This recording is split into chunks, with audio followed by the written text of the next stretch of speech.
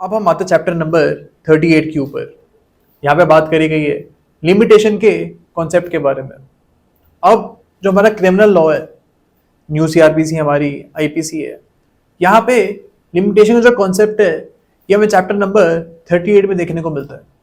लेकिन अगर आप सिविल लॉस की बात करो, suppose contract act, transfer of property act, यहाँ पे जो लिमिटेशन का कॉन्सेप्ट है इसके लिए हम लिमिटेशन एक्ट जो है हमारा उसको रेफर करते हैं। जितने भी सिविल लॉज हैं, अगर आपको उनकी लिमिटेशन के बारे में जानना है then we will study limitation act. Okay, अब एक्चुअली में लिमिटेशन होता क्या है? अगर हम क्रिमिनल लॉ के हिसाब से समझे तो इसका यह मतलब है कि कितने टाइम के अंदर अंदर कोर्ट एक केस की कॉग्निजेंस ले सकता है। ऐसा नहीं होना चाहिए कि एक केस जो है उसमें मैक्सिमम 6 महीने की पनिशमेंट है और जो हमारा प्रोसिक्यूशन है वो 10 साल के बाद इस केस को स्टार्ट कर रहा है। यहाँ पे हम बोलेंगे कि जो हमारा प्रोसिक्यूशन है ये वो काम नहीं कर सकता है, ये इस केस को चालू नहीं कर सकता है, बिकॉज यहाँ पे जो लिमिटेशन पीरियड है वो ओवर हो चुका है। आगे जाके हम यहीं पे देखेंगे कि किस ऑफेंस की कितनी लिमिटेशन है। ओके, अब सेक्शन नंबर 515 हमारा बोलता है कि जो लिमिटेशन पीरियड है वो हम देखेंगे कॉग्निजेंस के पर्सपेक्टिव से। यानी कि फॉर एग्जांपल एक केस में लिमिटेशन पीरियड ओवर हो चुका है, एक केस में लिमिटेशन पीरियड ओवर हो चुका है, तो यहां पे आप एफआईआर जो है उसको रिकॉर्ड करने के लिए मना नहीं कर सकते हो। यानी जो हमारे पुलिस ऑफिसर्स हैं उनको एफआईआर रिकॉर्ड करनी ही पड़ेगी अगर एक केस में लिमिटेशन पीरियड ओवर हो चुका है, उसके बाद भी उनको एफआईआर रिकॉर्ड करनी पड़ेगी। बिकॉज यहाँ पे जो बार गिवन है हमें वो कॉग्निजेंस के ऊपर गिवन है। अगर एक केस में लिमिटेशन पीरियड ओवर हो चुका है तो कोर्ट उस केस की कॉग्निजेंस नहीं लेगी, लेकिन वहां पे एफआईआर लॉन्च हो सकती है। ओके, अब हम ऑलरेडी इसको डिस्कस कर चुके हैं कि कॉग्निजेंस का स्टेज क्या होता है। ये तभी आता है जब एक केस में इन्वेस्टिगेशन ओवर हो जाती है। तो ये चीज हमको याद रखनी है from PTS point of view कि जो हमारा लिमिटेशन पीरियड है उसको हम कॉग्निजेंस के पर्सपेक्टिव से देखते हैं। ओके, अब सेक्शन 516 पे हम आते हैं। इसमें हमको पीरियड ऑफ लिमिटेशन के बारे में बोला हुआ है। इसमें बोला हुआ है कि अगर किसी भी केस में जो मैक्सिमम पनिशमेंट है वो फाइन की पनिशमेंट है, तो यहाँ पे जो लिमिटेशन पीरियड है इस केस का वो 6 मंथ्स होगा। ओके, फॉर एग्जाम्पल एक नॉर्मल सा केस है, एक नॉर्मल सा ऑफेंस है जिसमें मैक्सिमम पनिशमेंट ही फाइन है, तो यहाँ पे अगर 6 महीने तक इस केस की कॉग्निजेंस नहीं ली जाएगी तो ये केस आगे जाके स्टार्ट नहीं हो पाएगा। इसमें आगे लिखा है कि अगर किसी भी केस में किसी भी ऑफेंस की मैक्सिमम पनिशमेंट 1 ईयर है तो यहाँ पे जो लिमिटेशन पीरियड है वो भी 1 ईयर ही होगा। यानी इस केस में 1 साल के अंदर अंदर कोर्ट को कॉग्निजेंस लेनी पड़ेगी। ओके, अब यहां पे एक और चीज गिवन है कि अगर किसी भी केस की जो पनिशमेंट है वो 1 से लेके 3 साल तक है, कोई ऐसा केस है जिसकी मैक्सिमम पनिशमेंट 1 से लेके 3 इयर्स की है, तो यहां पे जो पीरियड ऑफ लिमिटेशन होगा वो मैक्सिमम 3 इयर्स होगा। यानी इस पर्टिकुलर केस में 3 साल के अंदर अंदर आपको केस में कॉग्निजेंस लेनी पड़ेगी। ओके, तो ये हमारा लिमिटेशन पीरियड यहाँ पे गिवन है। अब यहाँ पे एक और चीज हमको समझनी है कि अगर किसी भी केस में जो पनिशमेंट है वो 3 इयर्स से ऊपर की है, सपोज मर्डर का केस है या फिर एसिड अटैक का केस है या रेप का केस है, यहाँ पे जो लिमिटेशन पीरियड है वो कितना होगा? यहाँ पे कोई लिमिटेशन पीरियड गिवन नहीं है। तो जो हमारा कोई ऐसा ऑफेंस है जिसके पनिशमेंट 3 साल से ऊपर की है, यहाँ पे कभी भी आप इस केस की कॉग्निजेंस ले सकते हो, बिकॉज यहाँ पे कोई लिमिटेशन पीरियड हमें गिवन नहीं है। ओके,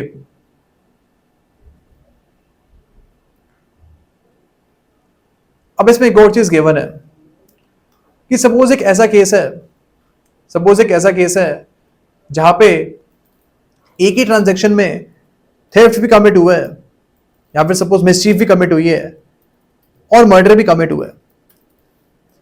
अब जो मिसचीफ के मैक्सिमम पनिशमेंट है हम मान लेते हैं कि वो 1 साल है, और मर्डर के तुमको पता ही है कि मैक्सिमम पनिशमेंट यहाँ पे डेथ पेनल्टी भी हो सकती है। अब इस पर्टिकुलर केस में अगर अगर एक जो कॉग्निजेंस है इस केस में सपोज 5 साल के बाद होती है, आफ्टर 5 years इस केस में कॉग्निजेंस ली जाती है। अब यहाँ पे क्या हम बोलेंगे कि मिसचीफ का केस अब स्टार्ट नहीं हो सकता। मुझे पता है कि मर्डर का जो केस है यहाँ पे उसका कोई लिमिटेशन पीरियड है ही नहीं, बिकॉज यहाँ पे पनिशमेंट 3 साल से ऊपर की है। बट जो मिसचीफ है उसकी पनिशमेंट यहाँ पे मैक्सिमम 1 year गिवन है। तो क्या यहाँ पे अगर केस में कॉग्निजेंस 5 years के बाद दी जा रही है तो मिसचीफ का केस स्टार्ट यहाँ पे हो सकता है या फिर नहीं हो सकता? इस पर्टिकुलर केस में जो मिसचीफ का केस है वो भी स्टार्ट हो सकता है और मर्डर का केस भी स्टार्ट हो सकता है, क्योंकि यहाँ पे हम देखेंगे जो मोर सिवियर केस है हमारा, यानी जो मर्डर का केस है उसकी लिमिटेशन पीरियड क्या है।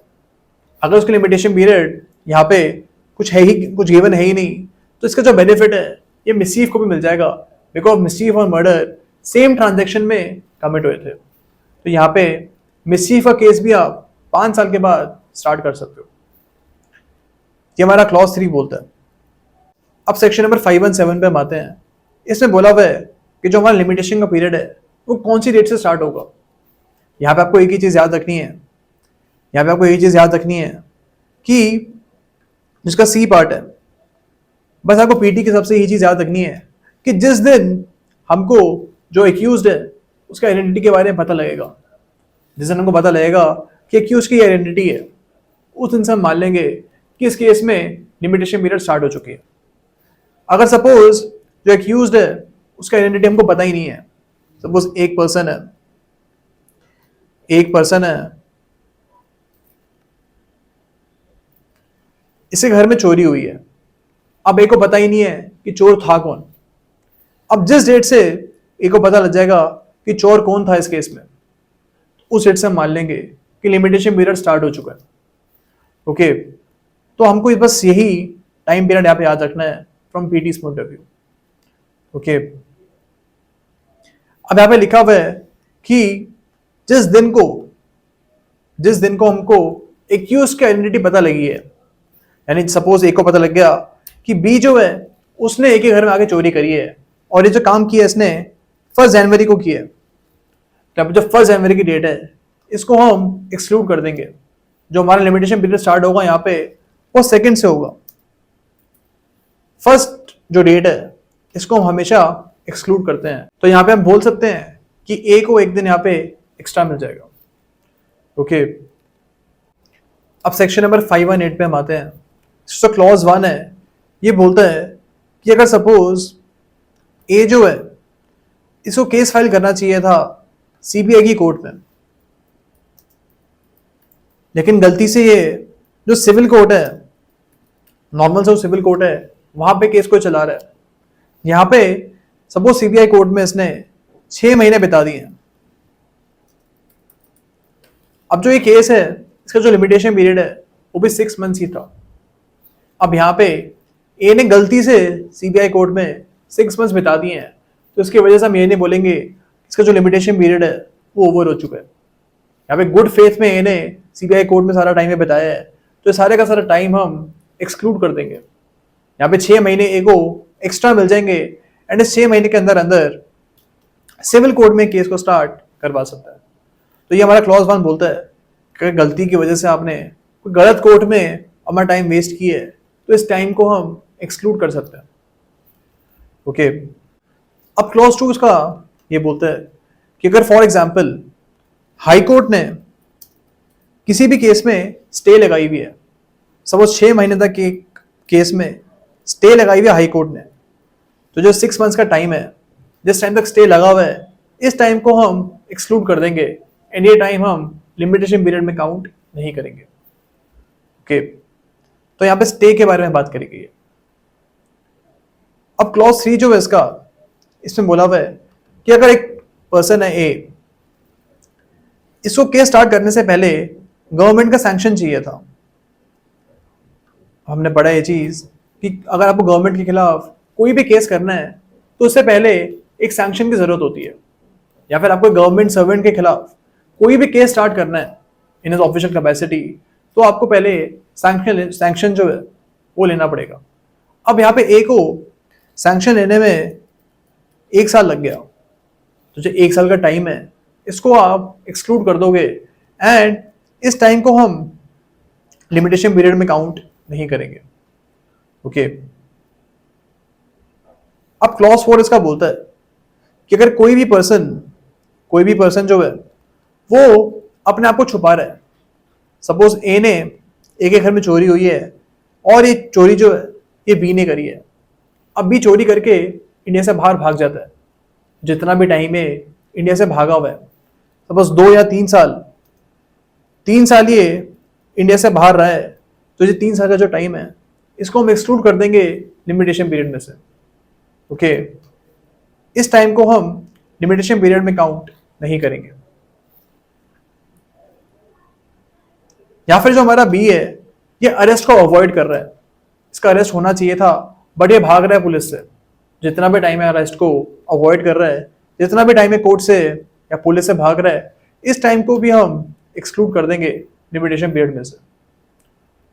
ओके, अब सेक्शन नंबर 519 पे हम आते हैं। इसमें एक सिंपल सा कॉन्सेप्ट बोला हुआ है कि सपोज जो लिमिटेशन पीरियड है एक एक केस में वो 1 जनवरी को खत्म हो रहा था। अब 1 जनवरी को जो कोर्ट है वो बंद होता है, तो यहां पे हमारा सेक्शन नंबर 519 बोलता है कि ए को हम 1 दिन एक्स्ट्रा दे देंगे एंड जो लिमिटेशन पीरियड है यहाँ पे वो हम मान लेंगे कि 2 जनवरी को खत्म हो रहा है, बिकॉज यहाँ पे ए की कोई गलती नहीं थी कि 1 जनवरी को कोर्ट बंद था। ओके, अब जिसका एक्सप्लेनेशन है इसमें बोला हुआ है कि नॉर्मल वर्किंग आवर्स के दौरान किसी भी टाइम कोर्ट बंद रहता है, तो हम यही मानेंगे कि पूरे के पूरे दिन कोर्ट बंद था। सपोज कोर्ट में स्ट्राइक हो गई एंड इसकी वजह से कोर्ट जो है 1 घंटे बंद रहा, 1 घंटे बंद रहा दिन में, तो यहाँ पे हम यही मानेंगे कि उस दिन कोर्ट पूरे दिन बंद रहा है एंड यहाँ पे भी ए को हम बेनिफिट दे देंगे एंड इसको हम बोल सकते हैं कि नेक्स्ट डेट जाके आप कोर्ट में केस चालू करवा दो। ओके, तो यहाँ पे ये चीज हमको याद रखनी है। यहाँ पे हमको एक और चीज याद रखनी है कि जो नॉर्मल लंच टाइम होता है इसको हम यहाँ पे इंक्लूड नहीं करेंगे। तो अगर लंच टाइम की वजह से कोर्ट 1 घंटे बंद था, तो यहाँ पे हम ये चीज नहीं मानेंगे कि कोर्ट जो है पूरे दिन बंद था। ओके, अब सेक्शन नंबर 520 पे हम आते हैं। इसमें बात करी गई है कॉन्टिन्यूइंग ऑफेंस के बारे में। सपोज एक ऐसा ऑफेंस है कोई वैलिडिटी का, अब ए ने बी को कानपुर में भी मारा 1 जनवरी को, इसके बाद इसने मारा इसको लखनऊ में 2 जनवरी को। अब यहां पे जिस दिन ए मार रहा है बी को, उस दिन हम बोलेंगे कि नया लिमिटेशन पीरियड स्टार्ट हुआ है। तो अगर एक कॉन्टिन्यूइंग ऑफेंस है, रोज ए बी को मार रहा है, तो हर दिन जब भी लास्ट टाइम उसको मारेगा वो, सपोज लास्ट टाइम बी को इसने मारा है 5 जनवरी को दिल्ली में, तो यहां मानेंगे कि जो लिमिटेशन पीरियड है वो 5 जनवरी से स्टार्ट होगा। ओके, तो ये कॉन्टिन्यूइंग ऑफेंस के बारे में अलग रूल यहां पे गिवन है।